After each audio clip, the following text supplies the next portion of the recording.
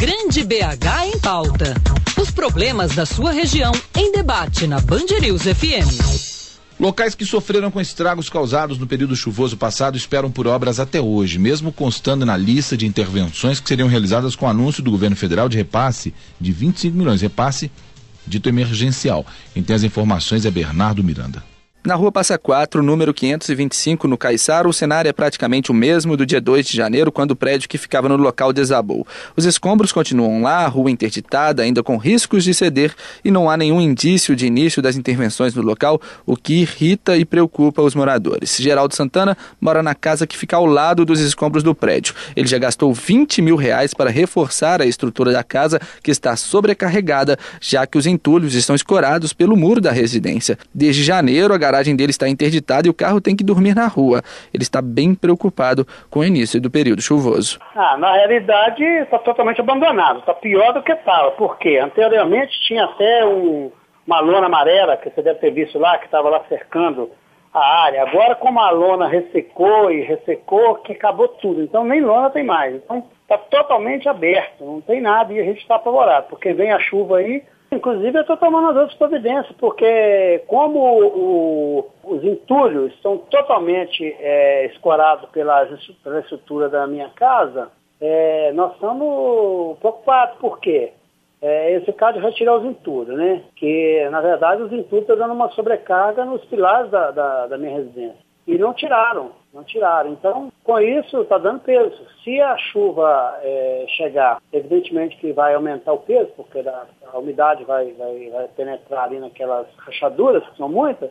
Então, a gente não sabe o que vai acontecer, porque é muito entulho que a estrutura da minha casa está segurando. É muita coisa, peso, muita coisa. Na Rua Operários, no Cachoeirinha, região nordeste da capital, também não houve nenhuma obra de contenção, onde um barranco cedeu e colocou uma casa em risco. A terra pode voltar a ceder e interditar a via do viaduto que sai da Avenida Antônio Carlos e dá acesso ao bairro, aliás, uma das principais vias de entrada ao Cachoeirinha. Moradores vizinhos também demonstram preocupação com o fato de ter passado todo o período de estiagem e nada ter sido feito até agora.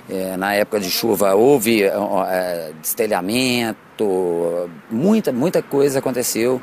E inclusive esse episódio aí do desbarrancamento ali da região, e até hoje não foi tomada não foram tomadas as devidas providências, né? E a gente fica realmente com receio que possa vir a acontecer uma coisa pior, porque fica uma casa próxima, né? Fica aqui, é um quarteirão, mas para vir levando tudo em efeito dominó não custa nada, né? Porque a chuva, a gente não sabe se vem uma chuvinha ou se vem um temporal. Na Rua Laura Soares Carneiro, no Buritis, onde um prédio desabou e outro teve que ser demolido, as obras de contenção do terreno estão sendo realizadas e a previsão é que sejam concluídas no fim de janeiro, o que serviu de alívio para os moradores dos demais prédios da rua que corriam o risco de serem atingidos em uma nova movimentação do terreno. A obra está orçada em R$5 milhões.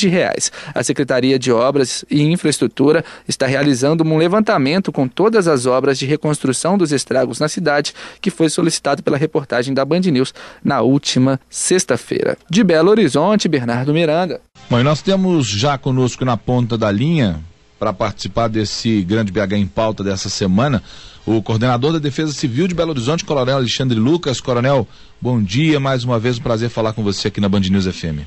Bom dia a todos os ouvintes.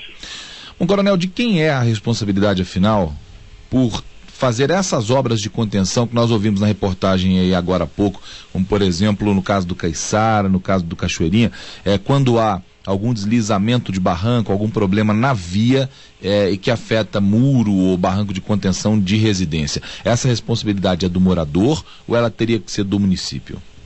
Não, isso vai variar muito de acordo com a propriedade do município. Agora, essas obras que foram citadas, elas são de responsabilidade da prefeitura. Acontece que, por exemplo, na Rua da Passa Quatro nós tivemos problemas judiciais. Nós tivemos liminares que recomendavam a não retirada do material de entulho até que fosse feita uma perícia. E isso atrasou projetos, atrasou uma série de providências.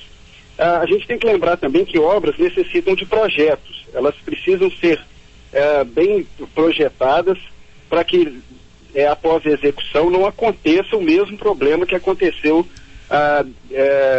no passado. Então, realmente nós tivemos algum atraso em algumas obras, mas Essa especificamente da Passa Quatro, nós tivemos problemas realmente com liminares na Justiça.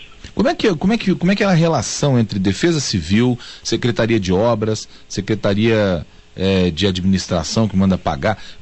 Como é que é o fluxo disso? Acontece um acidente como esse, um problema como esse na época de chuva. Há um deslizamento de barranco, coloca um muro ou uma casa em risco. A Defesa Civil vai lá, fala, aqui tem um problema, a Prefeitura tem que resolver. A partir daí, Coronel, como é que funciona? Isso, como eu disse, depende muito. Às vezes o problema, como por exemplo na Passa Quatro, o problema foi dentro do terreno particular. E levou parte da rua. Então, porque levou parte da rua, a Prefeitura realmente tem que reconstruir a rua.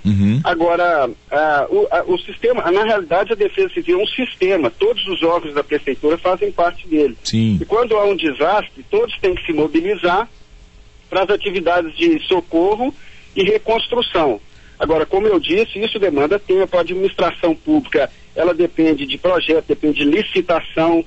Nesses casos não se pode fazer, nem todos os casos pode se fazer obra emergencial.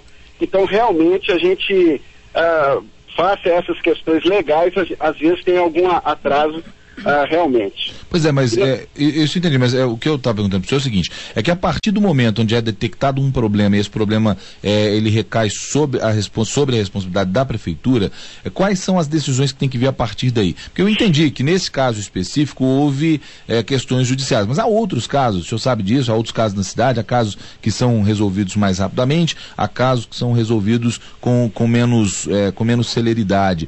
Agora, disso em alguns desses casos vai depender a integridade física dos moradores e de pessoas que passam pela rua. E aí o que eu estou querendo saber é o seguinte, se a partir do momento em que a Defesa Civil diz que ali tem um problema, que esse problema precisa ser resolvido, a partir daí quem é que tem que tomar a decisão? Quem vai fazer o projeto? Quem vai reservar o dinheiro, liberar o dinheiro para que a Defesa Civil possa providenciar o que tem que ser feito aí de obra, ou seja o que for?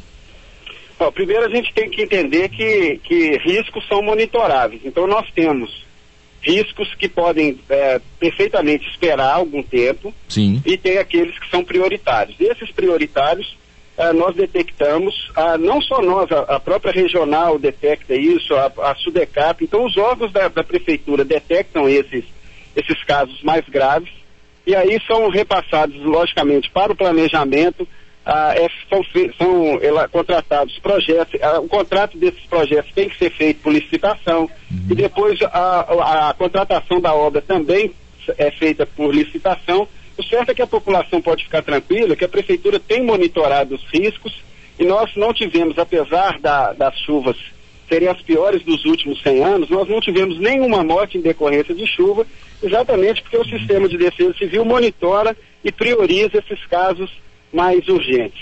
Eu queria saber, no caso de uma situação onde é imperativo que seja feita a obra, essa obra é feita em caráter emergencial. Quando não é feita, porque está havendo monitoramento e é possível que a pessoa conviva com aquele problema, por mais incômodo que seja, por um tempo sem risco para ela e para os outros. Em tese é isso. Às vezes a gente precisaria fazer obra emergencial, mas há um impedimento legal, porque pela lei a situação de emergência só dura 6 meses. E às vezes o montante da obra, só o projeto demora quase isso. Então a gente tem alguns problemas legais que impedem a gente fazer a obra com menos celeridade que a gente gostaria. Mas nesses casos específicos a gente continua monitorando. Tem locais em Belo Horizonte que nós monitoramos praticamente diariamente, e aí a nossa preocupação sempre é com a proteção da vida, e se caso houver necessidade, como nós fizemos no Buritis, como nós tentamos fazer na Passa Quatro, nós vamos retirar as pessoas e o importante é a preservação da vida. Coronel Alexandre Lucas, quem fala com o senhor agora é a jornalista Inácia Soares. Eu tenho 2 perguntas e a primeira delas é a seguinte: aquelas placas que foram espalhadas pela Prefeitura por toda a cidade, indicando que aquela área é um lugar de potencial alagamento, essas placas já estão aí na cidade toda, em todos os lugares de maior perigo? Quer dizer, já foi feito um mapeamento adequado de toda a cidade? Sim. Isso aí é uma... recentemente estive na Universidade do Rio Grande do Sul e eles elogiaram isso muito porque a gente socializa o risco. Infelizmente o poder público não tem condição, por questões orçamentárias, de resolver todos os problemas ao mesmo tempo. Mas está em curso obras no valor de 2 bilhões e 400 milhões de reais para a gente ir solucionando esses casos que não são simples. Mas para o nosso ouvinte ficar tranquilo, onde tem o maior problema, aquela placa estará lá fazendo o alerta. Perfeito. E é importante adotar medidas de proteção individual. Quer dizer, diante de alagamentos, não passar nunca com carro, né, nesses locais, mesmo que não esteja sinalizado. Porque às vezes, eventualmente, por causa de excesso de lixo que a população joga na rua, um sistema de drenagem pode entupir, que não é caso usual, um local aleatório. Se houver esse caso e a pista estiver encoberta, por favor, de maneira nenhuma passem a pé ou de carro sobre ela. Não enfrentar o alagamento, né? E a outra pergunta, Coronel, é a seguinte: as pessoas que moram perto dessas áreas alagadas, e especialmente essas identificadas pelas placas, ela tem algum procedimento prévio aí, até de próprio patrimônio, que ela já possa acionar a justiça ou acionar a prefeitura no sentido de prevenção? Olha, a gente tem núcleos de alerta de chuva, que são trabalhos com a comunidade, que em 40 pontos que são os cruciais para nós na cidade. Isso aí é feito através de sistemas de alerta e alarme, mobilização da comunidade, treinamento. No próximo dia 11, agora, nós teremos um treinamento com algumas dessas comunidades, com o Corpo de Bombeiros, exatamente ensinando medidas de autoproteção, medidas de proteção comunitária, e a gente tem sempre contato e treinamentos para que eles diminuam os seus prejuízos de forma preventiva. E, além disso, a prefeitura tem prestado todo o auxílio quando acontecem essas coisas. O importante é a gente salientar que existe um planejamento para que esses problemas da cidade sejam solucionados, e a comunidade pode confiar que nós estamos trabalhando para que, em breve, dentro de um tempo razoável, todas essas placas possam ser retiradas da cidade, porque ela estará em ambiente seguro. Muito bem. Coronel Alexandre Lucas, coordenador de Defesa Civil de Belo Horizonte, mais uma vez obrigado aí pela entrevista. Coronel, bom dia, obrigado por participar do Grande BH em Pauta. Um abraço, obrigado.